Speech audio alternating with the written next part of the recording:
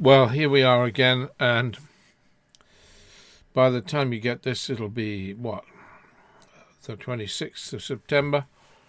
Uh, Sweet Jesus. Lebanon now. God forgive the state of Israel for what it is doing. I mean, forgive me for saying that. I'm not supposed to judge anybody. But what is this? Does it help? Does it resolve anything? I mean, let's look at Lebanon for a moment. Lebanon's been in economic crisis for years. And there are a range of reasons for that, partly because of corruption and so on. But we've seen corrupt states. I remember Sheikh Zayed years ago. My father and I sat with Sheikh Zayed, the then ruler of Abu Dhabi, in the desert, at one of his desert majlis. My daddy said to him, late Claude Morris, he said to him, "Yeah, but what about all the corruption, Sheikh Zayed? I mean, you're..." And Sheikh Zayed smiled at my father. He was sitting, cross-legged, leaned back, one hand on his knee, just relaxed, and there were a whole gamut of Bedu round, great knives in their bellies, the how they look. This is somewhere around a lane somewhere. And Sheikh Zayed gathered the sand. He gathered up. We were on the desert floor, of course. Majlis, yeah. He gathered up the sand. He gathered it up with his hands. I mean, we were sipping tea and sitting back, and and chatting. Gathered it up into a heap, into a pile of sand, kind of. A cone-shaped pile of sand. And he snapped his fingers and he said, "Boy, bring me a teaspoon." The boy, in Arabic, of course. But he said, "Bring me a spoon." And a boy brought him a spoon. And he took the spoon and he... He put the spoon into this heap of sand and filled it with sand and then threw away the sand. And he said to my father,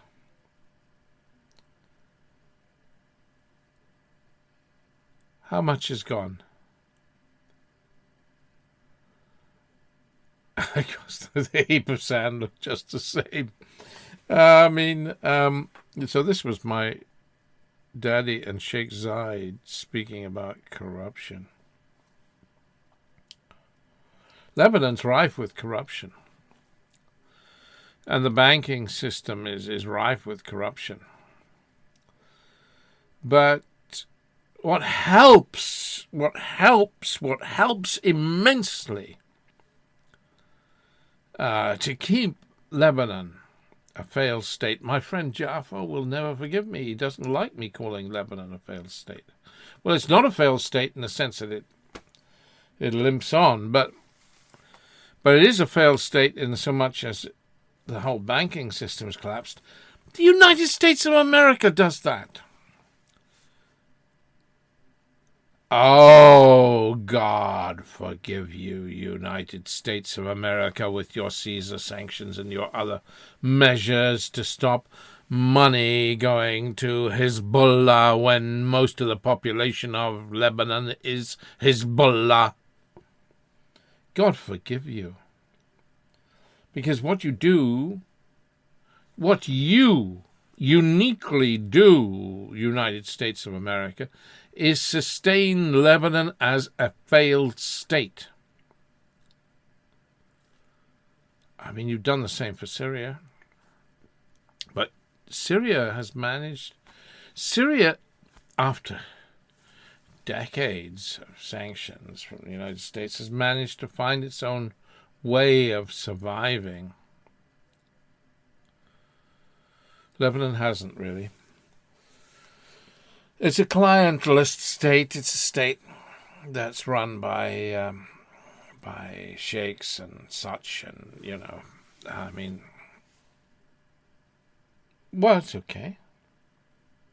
You know how the fondness of Western journalists for calling countries regimes, totally inappropriately, because they just use it to slag them off. The Russian regime, the Iranian regime. Iran isn't a regime, it's a dictatorship, a theocracy. Russia is not a regime, it's a dictatorship. Lebanon perhaps is a regime in the old-fashioned sense, with various warlords and tribal chiefs with dominion, along with Nasrallah, the Hezbollah leader, who is one of the most powerful of them all by a mile and a half. But Lebanon's an economic crisis, and we sustain that. We in the West, the Anglo-American alliance, specifically the United States of America, keep Lebanon a failed state, what I call a failed state. Sorry, Jaffa. And we do that. Oh, aren't we clever? So if there's to be terrorism, or if there's to be violence, or if there's to be drug smuggling, or if there's to be this or that, yes, thank President Biden and the United States of America, because we sustain that by closing off the banking system and making them, keeping the banks failed in Lebanon.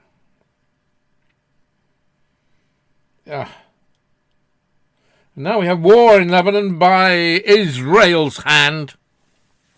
Israel played around with this in 2006, and look how it was humiliated. There was a victory in 2006? Come on. Israel had to helicopter troops into the Litani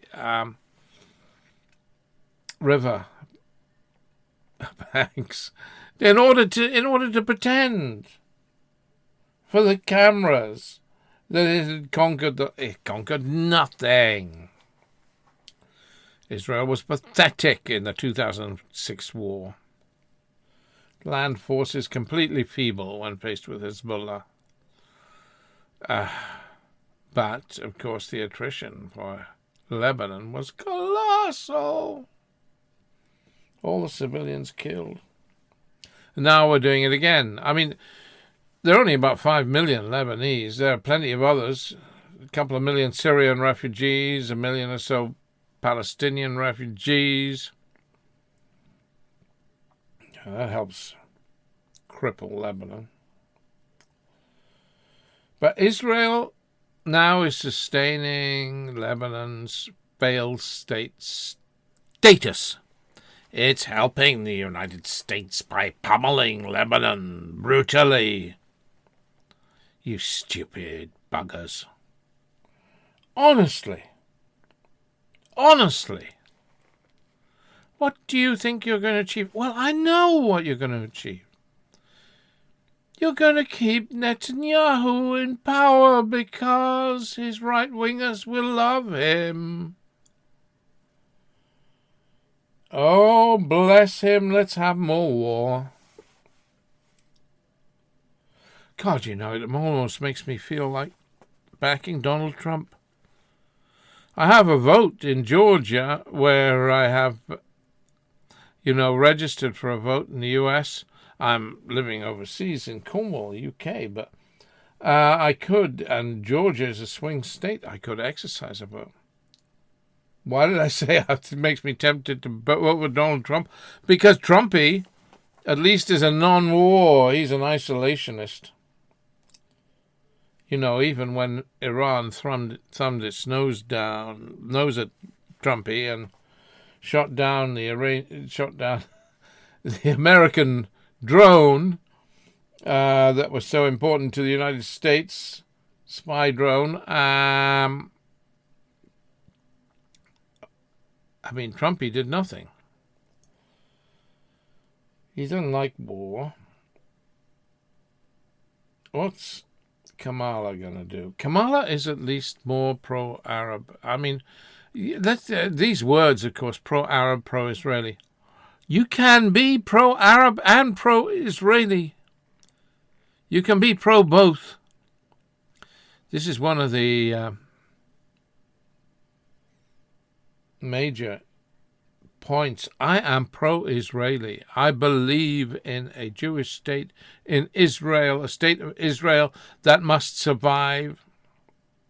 God, we have a lot to answer for because of the Holocaust. I wept. I had to watch some movie the other day. My wife wanted to watch it. About some war photographer, who'd taken the pictures of the Holocaust. It was the most harrowing film I have seen in years. Normally I walk out of films like that. I like happy endings. I like, for me, God, anything with a happy ending, a bit of Fred Astaire and Ginger Rogers. I don't like sad stuff, but then I know what wars are, I guess. I don't like seeing wars depicted on television. And my dear friends in Lebanon are enduring a war. Do you know, if a politician in Britain compared Israel's actions in regard to Lebanon to the Nazis, they would be finished. He or she. And yet, what about this collective punishment of a people? The carpet bombing of Lebanon? What does it remind you of? The Nazis? They went in for collective punishment. They'd kill a whole village for... come on, Israel! You're the bastion of democracy in the Middle East. Where are you going?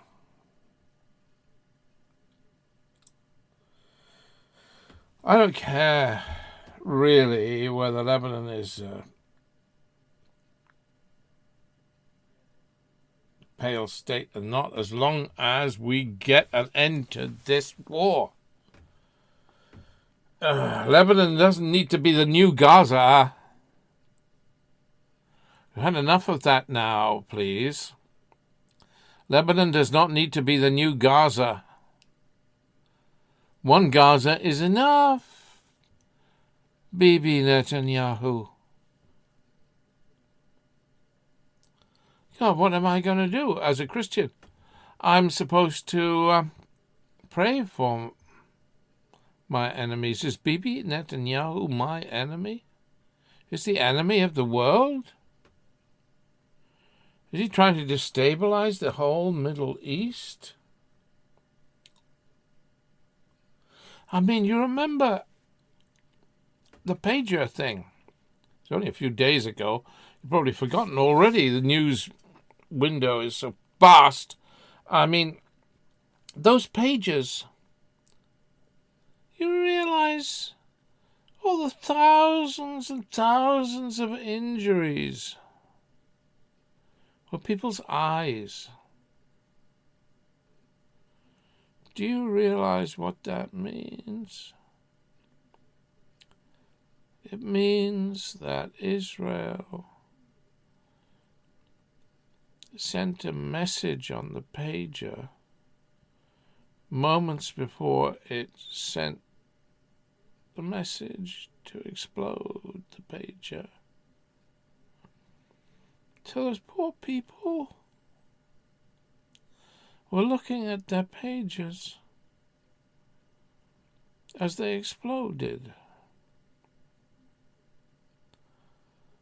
Is this not terrorism? I mean, is Israel now a terrorist state? How awful is that action?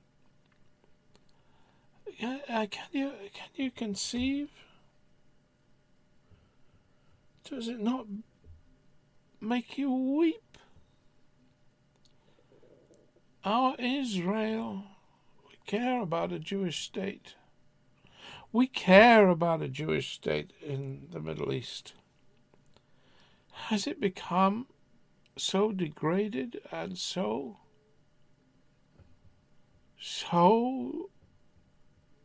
demoralized? I don't know what the expression is. That it is no longer to be respected on the world stage? These are hard times. Enough already, wouldn't you say?